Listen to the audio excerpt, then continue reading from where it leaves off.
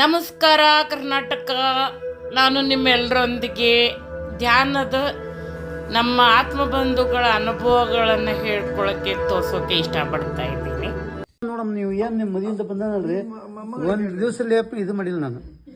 ಅದೇ ನಾನು ಹೇಳ್ತೇವೆ ಇರೋದು ಮೆಡಿಟೇಷನ್ ಮಾಡತ್ತೀರೇನ್ರಿ? ದಿವಸ ಬೆಳಿಗ್ಗೆ 5 ಗಂಟೆಗೆ ಅಗ್ನಿ ನಮ್ದು ಹಿಂಗೆ ಪ್ಯೂರ್ ವಾತಾವರಣ ಐತ್ರಿ. ಬೆಳಗ್ಗೆ ಒಂದು ಗ್ಲಾಸ್ ನೀರು ಕುಡಿದು ಒಂದು ಸ್ವಲ್ಪ ನಮ್ದು ಔಷಧಿ ಐತಿ ಅಂತ ತಗೊಂಡು ಆಯುರ್ವೇದಕ್ಕರೆ ಒಂದು ಅರ್ಧ ಗಂಟೆ ಕುಂದಿರ್ತೇನೆ ನೋಡೋಣ. ಅಲ್ಲಿಂದ ಬಸವರಾಜ್ ಅಂತ ದಾವಣಗೆರೆ ಅವರು ಒಂದು ಮದುವೆ ಮನೆಯಲ್ಲಿ ಇವ್ರಿಗೆ ಧ್ಯಾನ ಹೇಳ್ಕೊಟ್ಟದಕ್ಕೆ ಅವ್ರಿಗೆ ಕೃತಜ್ಞತೆ ಹೇಳ್ತಾ ಇದ್ದಾರೆ. ಹಾಗೆ ಕಣ್ಣಿನ ದೃಷ್ಟಿ ಸುಧಾರಿಸ್ತು ಅಂತ ಕೂಡ ತಮ್ಮ ಅನುಭವ ಹಂಚ್ಕೊಳ್ತಾರೆ. ಎಷ್ಟು ಜನ ಭಾಳ ಮಂದಿ ಹೇಳಿದ್ದಾರೆ. ಇಲ್ಲೇ ವಿದ್ಯಾಗಿರಿ 14ನೇ ಕ್ಲಾಸಲ್ಲಿರೋದು ನೀವೆಲ್ಲ ನನ್ನ ಮಗನ ನೋಡ್ತಾ ಇದ್ದೀರ. ಅಲೋಕ್ ಅಂತೇಳಿ ಅವನು ಹುಟ್ಟಿದಾಗ ಆಕ್ಸಿಜನ್ ಸಪ್ಲೈ ಆಗಿರಲಿಲ್ಲ. ಸೊ ಮೆಂಟಲಿ ಚಾಲೆಂಜೆಡ್ ಅವನು. ಇಲ್ಲಿ ಧ್ಯಾನಕ್ಕೆ ಬಂದಮೇಲೆ ನಂಗೆ ಮೊದಲು ತಾಳ್ಮೆ ಭಾಳ ಕಡಿಮೆ ಇತ್ತು ಅವನ್ನ ನೋಡ್ಕೊಳ್ಳೋಕ್ಕೆ. ಯಾವಾಗ ನಾನು ಧ್ಯಾನ ಮಾಡೋಕ್ಕೆ ಶುರು ಮಾಡಿದೆ, ಮನೆಯಲ್ಲೂ ಕೂಡ ಅವನಿಗೂ ಮಾಡಿಸ್ತೀನಿ, ನಾನು ಮಾಡ್ತೀನಿ. ಅವನಿಗೂ ಸ್ವಲ್ಪ ಕಾನ್ಸಂಟ್ರೇಷನ್ ಜಾಸ್ತಿ ಆಗಿದೆ, ನನಗೆ ತಾಳ್ಮೆ ಹೆಚ್ಚಾಗ್ಯದ ಅವನು ನೋಡ್ಕೊಳ್ಳೋದು. ಯಾಕಂದರೆ ವಿಶೇಷ ಮಕ್ಕಳು ನೋಡ್ಕೊಳ್ಳೋದು ಅಷ್ಟು ಸುಲಭ ಅಲ್ಲ. ಎಷ್ಟು ತಾಳ್ಮೆ ಬೇಕಾಗತ್ತೆ ಅಂತ ನಮಗೆ ಅನುಭವ ಇದ್ದವ್ರಿಗೆ ಗೊತ್ತಾಗುತ್ತದೆ.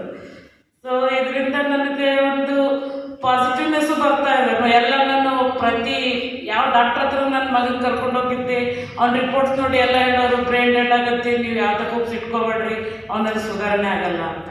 ಆದರೆ ಇಲ್ಲಿ ಧ್ಯಾನಕ್ಕೆ ಬರ್ಲಿಕ್ಕೆ ಆದ್ಮೇಲೆ ಅವ್ನು ಮೊದಲು ಮಾತಾಡ್ತಿರ್ಲಿಲ್ಲ, ಈಗ ಎಲ್ಲರ ಜೊತೆ ಮಾತಾಡ್ಲಿಕ್ಕೆ ಪ್ರಯತ್ನ ಪಡ್ತೀನಿ.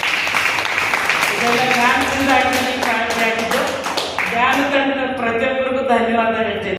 ಬಟ್ ಗಾಡಿಯಾಗಿಂದ ಎತ್ಕೊಂಡ್ಬಂದು ನಾನು ಹಾಸಿಗೆ ಮ್ಯಾಗ ಮನಸ್ಸಿದ್ರು 6 ವರ್ಷ ಹಿಂಗೆ ಮಾಡಿದ್ರು. ಎಲ್ಲ ಕಡೆ ತೋರಿಸಿ ದವಾಖಾನೆಗೆಲ್ಲ 1 ತಿಂಗಳು ಹೇಳ್ತೀನಿ. ನನ್ನ ಪೂರ 6 ವರ್ಷ ಜೀವನ ದವಾಖಾನೆ ಒಳಗೆ ನಾನು ಕಲಿತೀನಿ. ನೆಕ್ಸ್ಟ್ ಆಗನ ಶಿವಾಲಯ ಗುಡಿಗೆ 7 ದಿವಸ ಅಲ್ಲಿ ಮೆಡಿಟೇಷನ್ ಕ್ಲಾಸ್ ಮಾಡಿದ್ರು. ಅವು 1ನೇ ದಿವಸ ನಾನು ಮೆಡಿಟೇಷನ್ಗೆ ಬಂದು ಅವತ್ತಿಂದ ನಾನು ಮೆಡಿಟೇಷನ್ ಮಾಡಿ ನಮ್ಮ ಮನೆಗೆ ಹೋದೆ. ಅವತ್ತು ಹೆಣ್ಣು ನೆಡ್ಕೊಂತ ನಾವು 1ನೇ ದಿನ ಬಂದು ಹೆಣ್ಣು ನೆಡ್ಕೊಂತ ಮನೆಗೆ ಹೋದೆ ಅನ್ನೋದು ನನಗೆ ಗೊತ್ತಾಗಿಲ್ಲ. ಅವತ್ತಿಂದ ನಾನು ಮೆಡಿಸಿನ್ ಬಿಟ್ಟಾಗಿ ಇನ್ನೂ ತನ 4 ವರ್ಷ ಆಯ್ತು. ನಾನು ದವಾಖಾನೆಗೆ ಹೋಗಿಲ್ಲ, ಮೆಡಿಸಿನ್ ಹೋಗಿಲ್ಲ.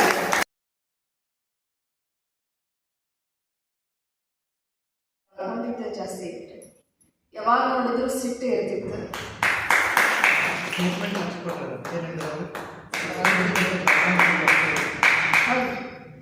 ಆಮೇಲೆ ಯಾರು ಮಾತಾಡಿದ್ರು ಇರಿಟೇಷನ್ ಮಾಡ್ಕೊತಿದ್ದೆ ನಾನು. ಯಾರನ್ನ ಬಾಜು ಕೂತ್ಕೊಂಡು ಇವ್ರದ್ದು ಅವ್ರದ್ದಾಗ ನನಗೆ ಎಳೆಕಿತ್ತ ಗೊತ್ತಿಲ್ಲ.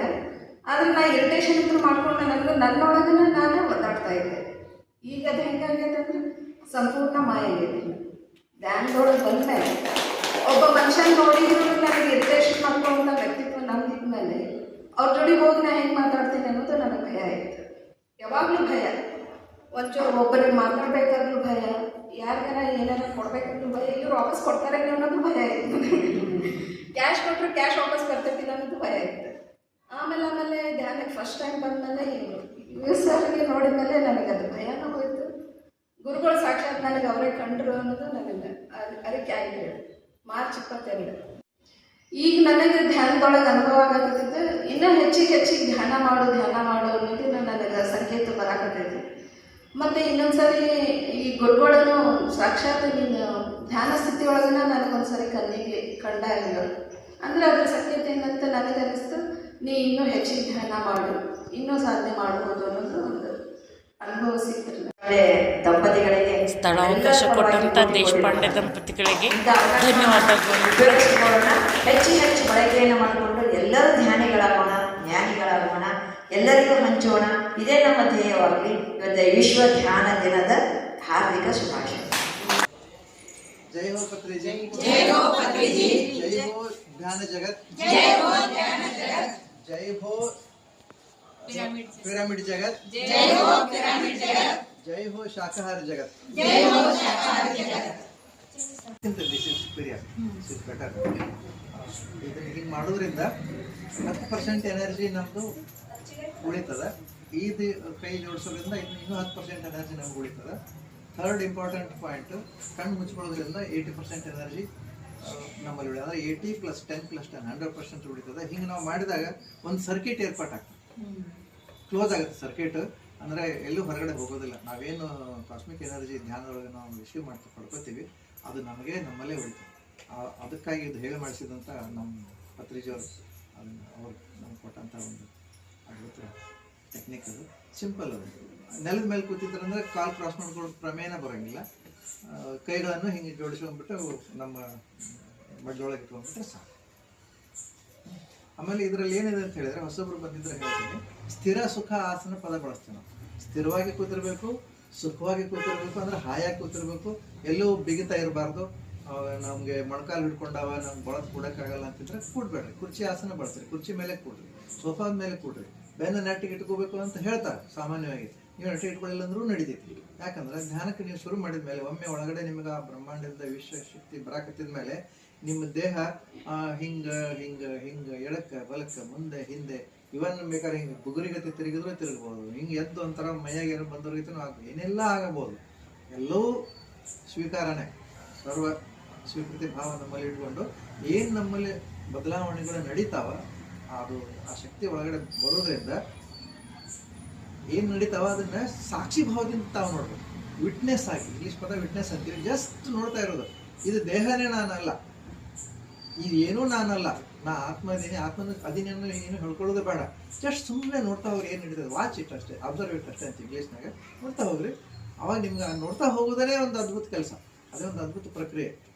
ನೋಡ್ತಾ ಹೋದಾಗ ಏನೆಲ್ಲ ಅನುಭವಗಳು ಆಗ್ತಾವ ಅದನ್ನ ಮನಸ್ಸಿನಲ್ಲಿ ಇಟ್ಕೊಳ್ರಿ, ಎಂಜಾಯ್ ಮಾಡ್ರಿ, ಆನಂದ ಪಡ್ರಿ. ಅದನ್ನು ಎಲ್ಲರೂ ಹೇಳೋಕ್ಕಿಂತ ಮುಂಚೆ ಮಾಡೋದು ಭಾಳ ಜಾಣತಾನೆ.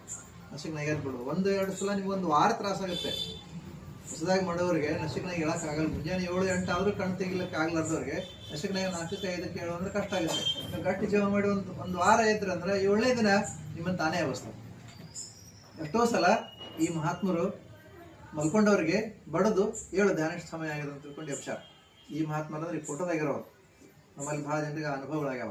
ಸಾಕ್ಷಾತ್ ಜಗನ್ಮಾತೆನ ಬಂದು ಎಬ್ಬಿಸಿ ಹೇಳು ಅಂತ ಹೇಳಿ ಕರ್ಕೊಂಡು ಹೋಗಿ ದೇವಿ ದೇವಸ್ಥಾನ ಕರ್ಕೊಂಡು ಹೋಗೋದಾನೆ ನಮ್ಮಲ್ಲಿ ಅದಾವ. ಹಾಗೆ ನಾವು ಬಸವಾದಿ ಶರಣರನ್ನು ಎಲ್ಲರಿಗಾಗಿ ಅಕ್ಕ ಮಹಾದೇವಿಯನ್ನು ಸ್ಮರಿಸುತ್ತಾ ಅವರ ಪಾದ ಕಮಲಗಳನ್ನು ವಂದಿಸುತ್ತಾ ಅದೇ ತೆರನಾಗಿ ನಮಗೆ ಧ್ಯಾನ ದಾಸೋಹವನ್ನು ಇತ್ತದ ಹಿಂದೆ ಬುದ್ಧ ನಮಗೆ ಕೊಟ್ಟಿದ್ರು. ಅದನ್ನು ಅದು ಕಾಲಾಂತರವಾಗಿ ಅದು ಮರೆಯಾಗಿದ್ದನ್ನು ಮತ್ತೊಮ್ಮೆ ನಮಗೆ ಉಣಬಡಿಸಿದಂಥ, ನಮಗೆ ಮತ್ತೊಮ್ಮೆ ಅದನ್ನು ಪರಿಚಯ ಮಾಡಿಕೊಟ್ಟಂಥ ಜಮ್ಮರಿಸಿ ಪತ್ರಿಜೆಗಳನ್ನು ನಾವು ಮರೆಯುವಂತಿಲ್ಲ. ಯಾಕಂದರೆ ಪುನಃ ಅದನ್ನು ನಮಗೆ ಒಂದು ದಾರಿಯನ್ನು ಕೊಟ್ಟರು, ಅದನ್ನು ಪರಿಚಯ ಮಾಡಿಕೊಟ್ಟು ಆ ಒಂದು ಆನಂದವನ್ನು ನಾವು ಪಡೆಯುವಂತೆ ಆ ಮಾರ್ಗದನ್ನು ನಮಗೆ ಮಾಡಿಕೊಟ್ಟಂಥ ಬ್ರಹ್ಮರಿಷಿ ಪತ್ರಿಜಿಯವರನ್ನು ನಾವು ಇವತ್ತು ನೆನಪಿಸಿಕೊಳ್ಳಿ. Okay, start.